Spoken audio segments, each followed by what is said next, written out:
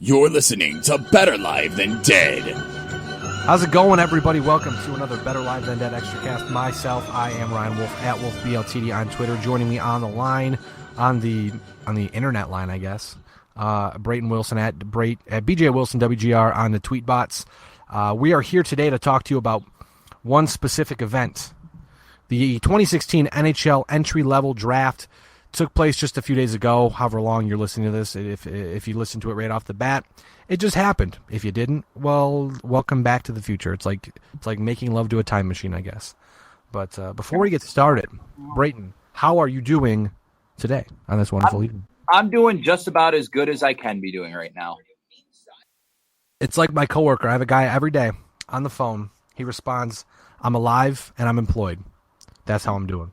That's a good way to put it every day.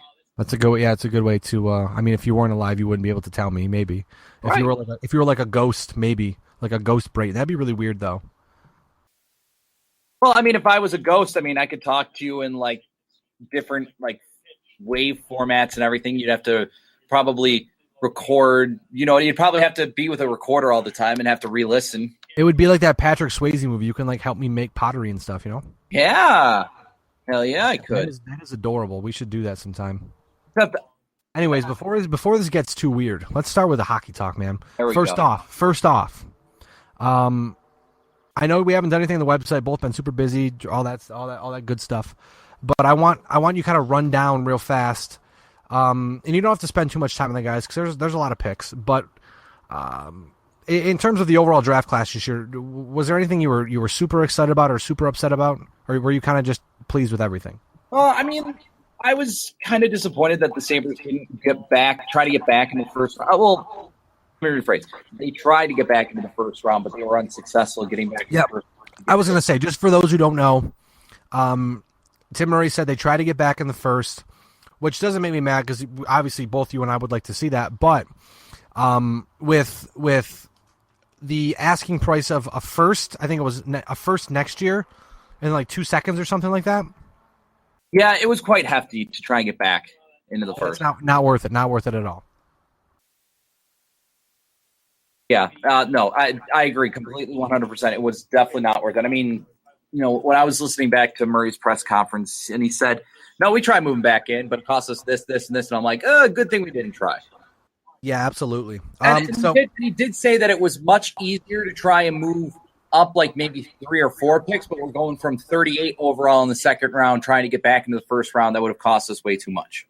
Yeah, and we saw like, and we'll mention this in a little bit, but they moved up in the second round to draft Rasmus Asplund, I believe is how you say his name. Yep. And it was part of a bigger deal, so you could tell that general managers were certainly placing a lot of value into the draft picks this season. But as we were saying, I'm sorry to cut you off, Brayton, but what was your overall feel, just kind of a ballpark of the draft class this season? Well, when you're looking at the draft class, I think that we definitely see there's skill. I mean, of course, right at the top of the Alex Nylander, some of the best skill in the draft, some really good speed. I think we see in a couple of players, and then we see some good size and grit in the later stages of the draft. I mean, you of course look at a guy like Asplund. I think that he, many people saw him as a first rounder, and I think I had him as a first rounder, but he slides to the second round. The Sabres were able to move up and draft him. But then even a guy like Cliff Poo, and even, trying to look down the list here and see some more. Oh, the seventh rounder that we drafted, Vasily Glotov. I think that I've heard some really good things about him. I haven't really seen any highlights yet, but from what I've heard, people have been saying that he's a very, underrated seventh round player with some good hands. So, you see skill and you see some good speed. And then with the size, I mean, the kid that they took in the fourth round, Brett Murray, he's big, 6'4", 217 pounds, and he'll be going to play at Penn State. I don't know if he's going to play at Penn State next year or the year after next year. According to Elite Prospects, I think it says that he's going to be joining Penn State in 2017-18. But still, good size, good skill, and I think that Nylander, the big thing about Nylander is, he's got some options of where he's going to try and play next year. But I'm really looking forward to, where the direction of this franchise is going, really in the long term. Especially I was very pleased with the Nylander pick because it was originally going to be Ali Ululevy. I can't say his name. Oli Ululevy. Yeah, I sound like a drunk person when I try to pronounce his name.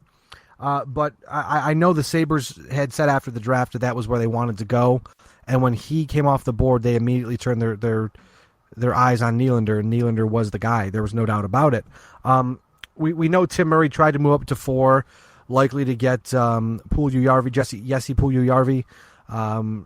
Edmonton gets another fantastic offensive talent, as if they need any more.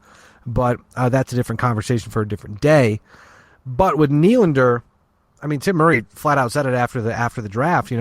If this kid develops like we expect him to, and like most expect him to, there's a top 6 forward right there.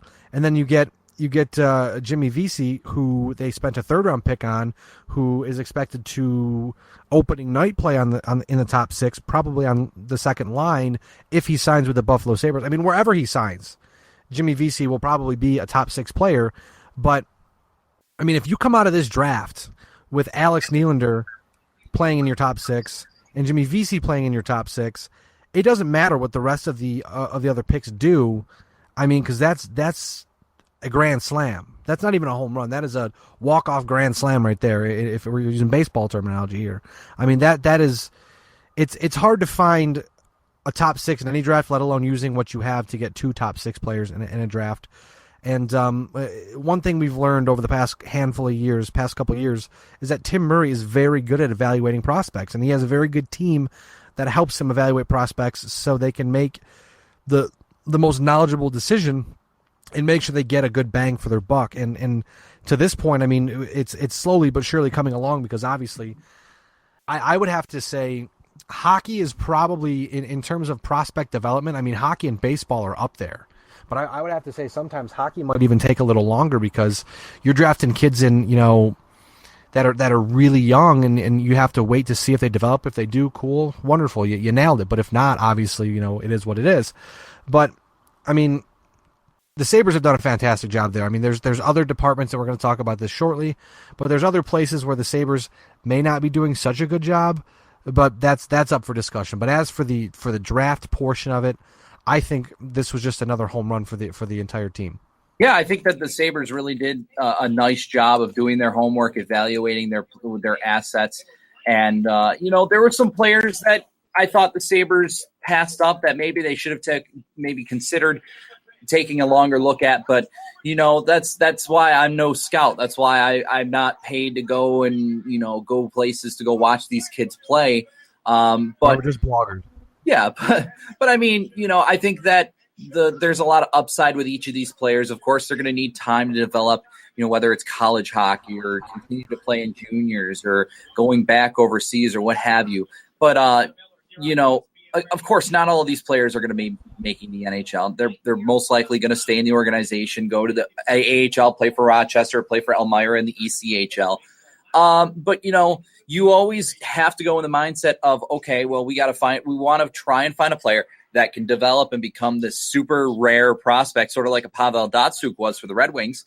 And he became one of the best players in the NHL. So, I think for me, the big home run here was that Nylander. Nylander can play in the AHL today. And Rasmus Asplund can play in the AHL today because they both were from overseas. But with Rasmus Asplund, he's already made it clear that he is staying over in Sweden for one more year. But I know he did say that. But it's our buddy Joe Yearden, which kind of gave me a little bit of a okay, he said that, but when they talked about training camp and asked him about if he was going to stay over here, and he kind of gave him a smirk and said, we'll see. So, he could come to camp and blow the wheels off of it and make the team. I don't think he will. But, if he blows the wheels off of it and they say, okay, we want to send you to Rochester, but you're close, but we want to send you to Rochester to keep an eye on you. The thing I like about it is, I didn't know this until he was picked, but he has time playing with Alex Nylander. He was on Alex Nylander's line. I believe he was his center for a little while. So they have familiarity with each other. So say, for instance, Nylander doesn't make the team. He goes to Rochester. You can talk Rasmus Asplund into going to Rochester, and you can watch those two just tear it up in the AHL. And I mean, that's what I would expect to happen. I'm not a fortune teller or anything, but I would have to assume that those two playing together, being comfortable with each other, certainly played a big role into the Sabres trading up and acquiring him or acquiring a pick for him. Yeah, and I mean, but we thought that back in 2013 when Ristolainen was drafted, some of us thought that he wouldn't go to the NHL right away, that he would spend another year in Finland playing for TPS, but he decided right away to jump to the AHL, play with the Rochester Americans, and he played in the World Juniors as well.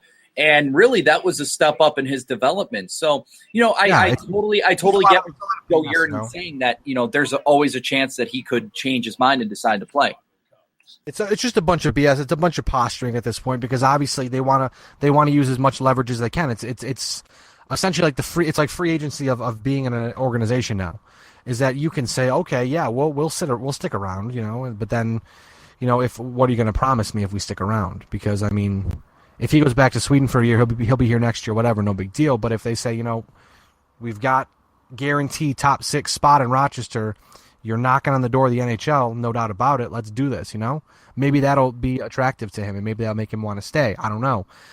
But I would have to think that being a step away from the greatest professional hockey league in the entire world, sorry, KHL, maybe that would be more attractive to him. Or being able to play with Alex Nylander again might as well be attractive to him because obviously I would have to think playing with Alex Nylander, who the Sabres are over the moon about, might be a good step for his development. Especially, I mean, even say for instance, I mean, you can probably, if Justin Bailey doesn't make the Sabres, which again, I that's a different conversation for a different day. But if Bailey doesn't make the Sabres, something had to happen. But you could be looking at a line of Nylander and Bailey, left and right wing. I mean, I don't see just spitballing here, but like, why wouldn't you want to be there if that was the case? Because that looks like, I mean, for me, that would be best for business. That's just my opinion. Yeah, and I mean, obviously, you definitely want a guy like Nylander to make the jump to the AHL next year. I mean, that's basically the goal. You want him to be able to play in the NHL much faster than he's anticipated to. Does that? I mean, I personally believe that him either going back to the OHL or going to the AHL would be the best road for him to go. Because going back to Sweden, I mean, you're going to be going back to the bigger rinks. Yeah, you can, work on your – I don't know what you really want to work on. You could work on maybe being more skillful over there with the open ice. But, I mean, it really doesn't serve a purpose for Nylander to go back to the bigger rinks. So, I mean, honestly, if he were to come here and play in the AHL or even start off 9 games in the NHL and then go down to the AHL or, go back to Mississauga in the OHL, that's fine. That's fine. No problems. I think that if he goes back to the OHL, he's going to tear it up in the OHL. Maybe not as much as Mitch Marner did with the Knights this year, but he's still going to be very effective with the Steelheads, especially playing with Mikey McLeod and also Nathan Bastian. But and then if he goes to the AHL, he's going to develop along there with guys like Nick Baptiste, Justin Bailey, probably Hudson Fasching, and build some chemistry there and play under head coach Dan Lambert, who's had success as a coach in the Western Hockey League with Kelowna. And I think that, there's a lot of good coming in Rochester probably within the next year or two. It's just weird because for the longest time, Rochester was spinning their wheels, and now they have a decent, I mean, it's not the greatest. It's not the Toronto Marlies, but the prospect pool that the Amherst have and the Amherst are working with is certainly getting a lot better, which is a lot of fun. I mean, for us, just being selfish to be able to see a guy in Buffalo get hurt and the next guy up isn't a plug, or the next guy coming up is a Justin Bailey or a Nick Baptiste or something like that. So it's really nice to see the wait kind of pay off. But I did want to talk about here the shocking, I guess you could say, the shocking move of the week. Tim Murray finally pulls the trigger and does what most people have expected him to do for a while now. I mean, since mid last season, and trade Mark Pysyk. They deal Pysyk in 2 picks for a pick and Dmitry Kulikov from the Florida Panthers. Now, Brayton, I want to get before I say anything, I want to get your thoughts on this trade, your immediate thoughts when you saw the trade come across. What was on your mind? What's going on? Well, when I originally saw the trade, and it was only at that point the Sabres have acquired Dmitry Kulikov, I'm thinking, okay, who would they have to give up? I mean, I was thinking, okay, maybe you have to give up a defenseman, but I mean, you're not giving up more than, maybe your 38th pick and then another pick later on. And then as it came down with Pysyk right away, I'm thinking, okay, I know that they wanted to move Pysyk, so I'm okay with this, but I know there's probably going to be a ton of people that are going to be upset about this. And there was, and I don't blame people for being upset about it.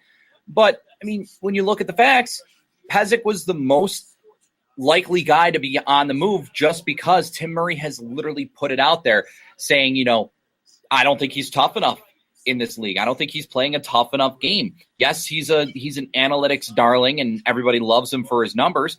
But if you think about it, you got a guy like Casey Nelson who you just brought in and you got to re-sign to a new contract, but still you brought him in.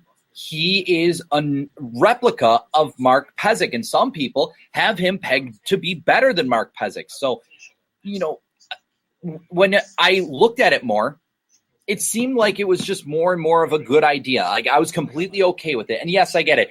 Kulikov's not a top 2 defenseman. He'll probably play with Ristolainen on the top 2 pairing, and then eventually maybe he'll move down, when maybe a guy like Brendan Gooley develops or something. But I mean, still, I'm okay with this move. I'm totally okay with bringing in a guy like Kulikov. He's experienced. He's still 25 years old. He's in the prime of his career. He skates really well for his size. He's got good size. He hits really hard. He's a guy you don't want to have your head down when you're going down ice with him.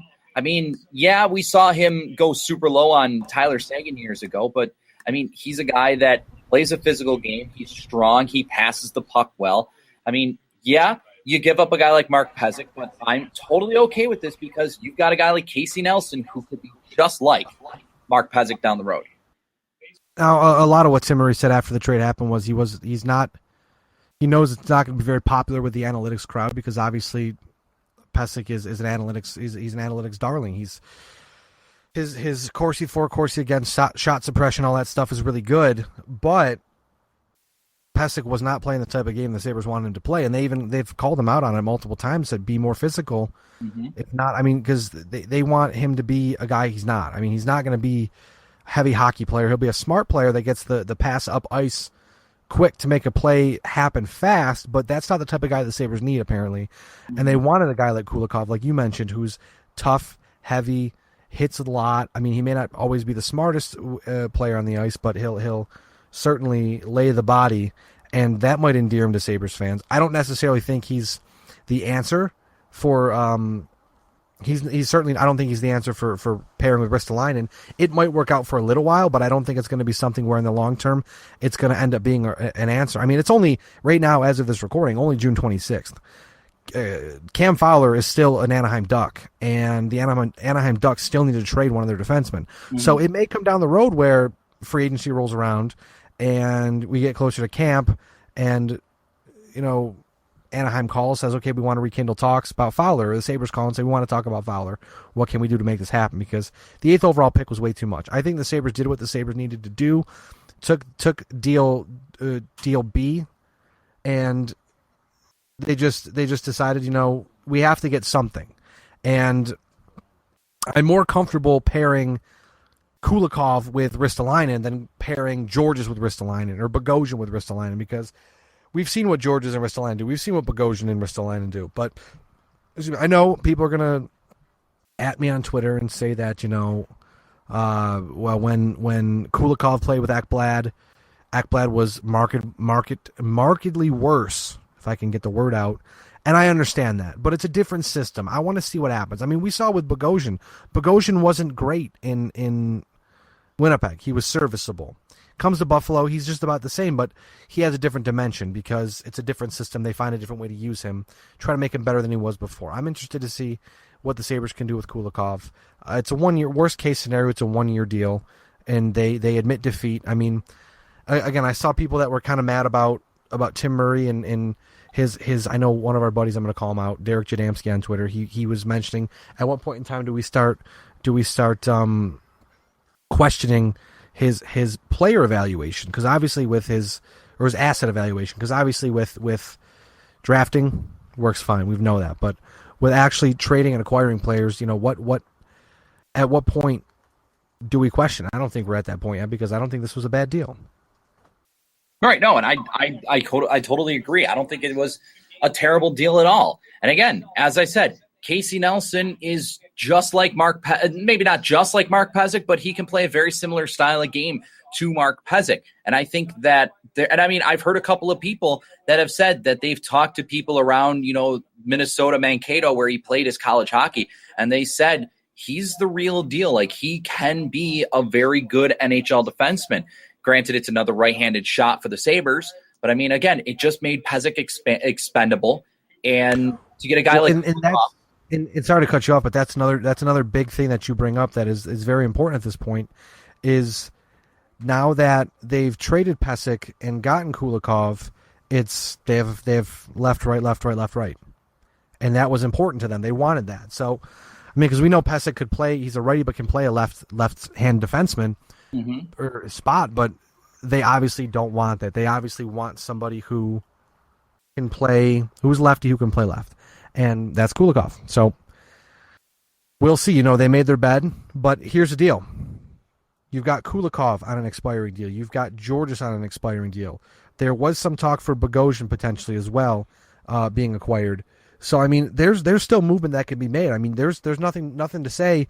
We know that LA wanted Georges last trade deadline. They were talking about that. What's not to say you go out and trade a guy like Georges to the Kings, or trade Georges to a contender that needs a depth defenseman, a depth left-hand defenseman, and then you open up that spot to go get Cam Fowler and to move Kulikov down. Because I think Kulikov, at the end of the day, probably an okay two. I mean, I know you've got Bogosian, who's an okay two, Kulikov was an okay two, and you're trying to make them fit bigger roles. But I think at some point in time, you've got to go out and get that number one guy. I mean, Jake McCabe probably is going to develop into that number one guy, but that's 2, 3, 4 years away. I mean, maybe if we're slow burning it, 2, 3, 4 years away. So I'm fine with the deal. It needed to be done, I think, but especially too, because I know, like I talked to our buddy Chris Ostrander, Two in the Box, about this over some delicious Lloyd taco. Go there if you haven't. You don't know what you're missing. The Dirty South taco. Magnificent. It's a chicken, Brayton. It's a chicken and waffle taco. I'm not sure if you've had it. I've heard about it, but I haven't had it. We'll go sometime. It'll be a bro date. We'll go. Word. But I'm very easy to please. But another thing too is that there was talks that the Sabres would not protect McCabe to keep Pysyk. So now that's over. They're going to protect McCabe. Pysyk's gone, obviously. Again, I get the Twitter people, the dank meme community lowers its dank meme flag for some time, for a moment of dank meme silence, because Mark Pysyk was the master of Buffalo dank memes. It's a very sad day. I do send my condolences to all of you, especially Max Marco, and our friend also Monica Greer, her as well. We send our condolences. Our thoughts and prayers our hashtag thoughts and prayers are with you. But I mean, I feel like this deal is just what's best for business, and it sucks when you see a fan favorite go, but at the end of the day, it's a business, and the business is about winning hockey games. The business is about winning Stanley Cup. Players know that it's a business. There's nothing new to them that it's a business. If Mark Pysyk not being on the Sabres is what's best for business, I'm fine with that. Like Tim Murray always says, Brayton, what does he always say? Trust the process. Yes. You got to trust the process, my friends. Yeah, I knew that I was going to put that out there right before you said that. So I think not really. I was lying. You're okay. Tim Murray's going in a direction, and that's what's going to happen. Now, real quick before we wrap this guy up, because I know we're going a little long here, you've got to get back to work, and I'm going to go hang out with my girlfriend here. I appreciate you joining me today. But I want to discuss real fast. Maybe not in depth, but what do you expect the Buffalo Sabres to do on July 1st? Well, I think Tim Murray put it out there clear. He's going to try and catch the big fish in Steven Stamkos. So, well, here's the question. I'm not here's the question for you. Sorry to cut you off so quick, Brayton, but is the big fish a guy like Stamkos, or is the big fish a guy like Kyle Okposo? It's Stamkos. Kyle Okposo and Steven Stamkos, the difference between them is astronomical. I mean, Stamkos is the best free agent available probably since a guy like Zach Parise hit the market. And that's I mean, obviously Stamkos is leaps and bounds. So I don't even know the last time there was a guy like like maybe Kovalchuk, but I don't even think Kovalchuk was as good as Stamkos is. They're both former first overall picks. I think there's a lot of similarities in their game. It's just, is Steven Stamkos going to be worth $12 million a year? That's the huge question that's put out there. And Tim Murray has said he can make a team work with $12 million. And I'm thinking, okay, well, you're looking at the Blackhawks. They've had to trade away guys like Brandon Saad, Andrew Shaw, because they can't state their contracts for the future. With that, I think, and again, we could go off on this, man, but I think with the Blackhawks, they value the wrong players. Like they value Marcus, they value guys like that over Brandon Saad, because they could have had Brandon Saad. They just didn't want to pay him the money he wanted, and he goes out and has a career year and scores more goals than he did last year. Or Teuvo Teravainen. I mean, I feel like they didn't. It's not that they knew something we don't. It's that they don't value him as much as we think they should. And when they traded Teuvo, I thought it was going to be because they wanted to re-sign Andrew Shaw, and then they dumped Andrew Shaw to Montreal. So, but anyways, we got some hate on our last video because we talked some smack about the Blackhawks, and someone said that you talk about how they're in salary cap hell right now, but they won 3 Stanley Cups. I'm like, I'm not saying they did it wrong. I'm saying they're doing it wrong for the future because it may stop here. But anyways, right. Yeah, for now they're going to be winning Stanley Cups, but then give it another 3-5 years, they're going to be in a situation where they're not going to sign it. They can't sign anybody. They can't do any good roster moves to improve them. They're going to get older, and then that's going to hurt them in the now and not exactly. Yeah. I mean, I think the Sabres absolutely will go for Stamkos, if nothing else, to drive the price tag up. Because if Stamkos doesn't want to play in Buffalo, which I think he does, because we know he wants to be close to home, but he doesn't want to be in Toronto. I think Toronto is window shopping, and they're going to say that they're in just to please their fans. But I think if nothing else, they're going to be a distant third. I really think the tough choice is between Detroit and Buffalo, and Buffalo will pay the most money, hands down. I know. I believe Ken Holland is ready to make. I think it's 7 and 10 for Stamkos. Now, does Stamkos want to go to Detroit, or does Stamkos want to come to Buffalo? And I mean, if Buffalo's offering $2 more million per season, how much is that to him? I don't know. But Detroit's not exactly in the greatest cap situation either. I mean, they've got some big contracts. I mean, it helped that they got rid of Datsuk's contract, who's not even going to play for them. But I mean, Buffalo has the most cap room out of the 4 teams that have been reportedly interested. Buffalo has the most cap room by about $3 million. And not even just the cap room, but the best prospective future with all the players in the pipeline on the team, the direction they're heading. They've got a Stanley Cup winning head coach. They've got talent now. They've got talent coming. I mean, in signing a guy like Stamkos might even bring you a guy like Jimmy Vesey. So you never know. And there's more talent right there. Yeah, that's another discussion we should have. Jimmy Vesey. I mean, I'm not even sure I want to, because I get so angry about it. I mean, I'm not going to get Saber Noise angry. But I'm gonna get angry because, like, I understand. And now, real quick, we'll wrap up the Stamkos thing. I think Stamkos is between Buffalo and Detroit. I don't know where he goes. I'm thinking Detroit. I'm thinking he's gonna end up in Detroit. It just seems to make the most sense to me. Plus, salary cap wise, I probably would take a lesser player, and I say lesser very lightly because Kyle Okposo is still a pretty damn good hockey player, but a lesser player in Okposo to save yourself from potential salary cap hell down the road. But With Jimmy Vesey, I think he wants to play in Buffalo, but there's something that's holding him up, and I'm not sure what that something is, because, I mean, Tim Murray flat out said, we talked to Vesey. He said, good luck at the draft. We'll catch up afterwards. I don't know what that's supposed to mean, but I mean, he's best friends with Jack Eichel. They play in a summer league together. They have the same agent. They are best friends. I mean, what more could you want? They're not the Boston Bruins. I understand that, but what more could you want? Right. Yeah. And I mean, with the whole Jimmy Vesey thing, it seems to make sense that he would sign with the Sabres because, he has the negotiation parts down with them already.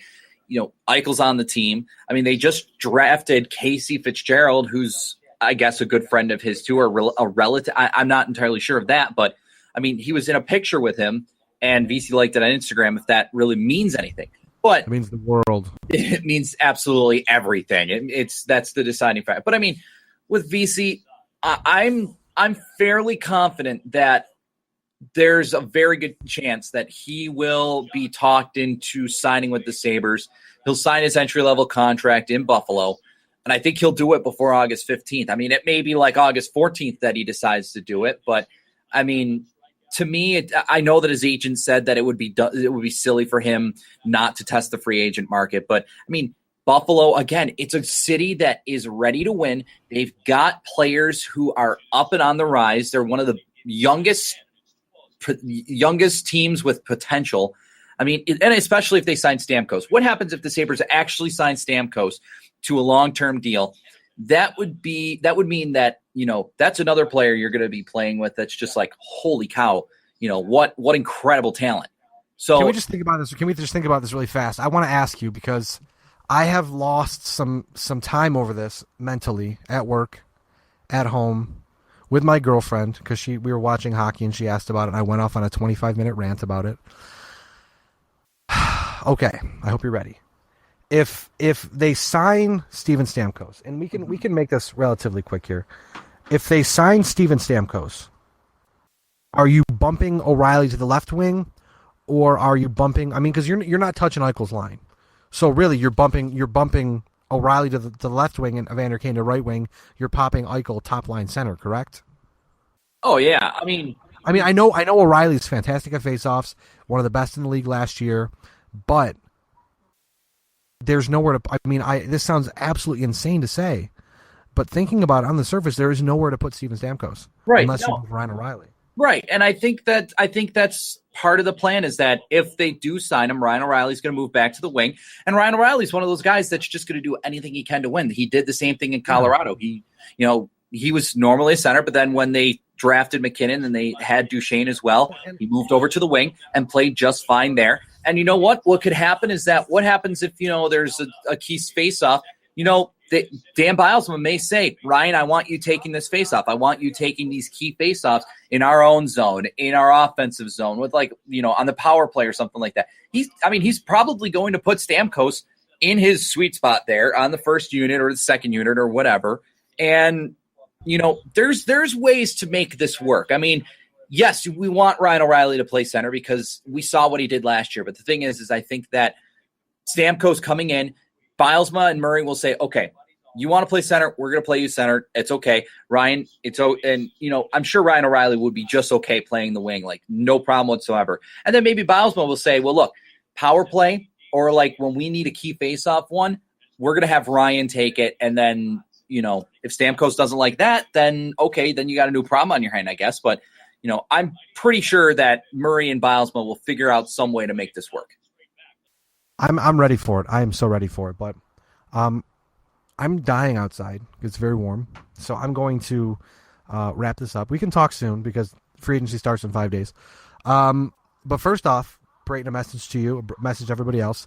Better Live Than Dead version 3.0, the Money Phone t-shirt, is available until this Friday. So Saturday morning, I am putting in the order for the shirts. Like I said, they're made to order.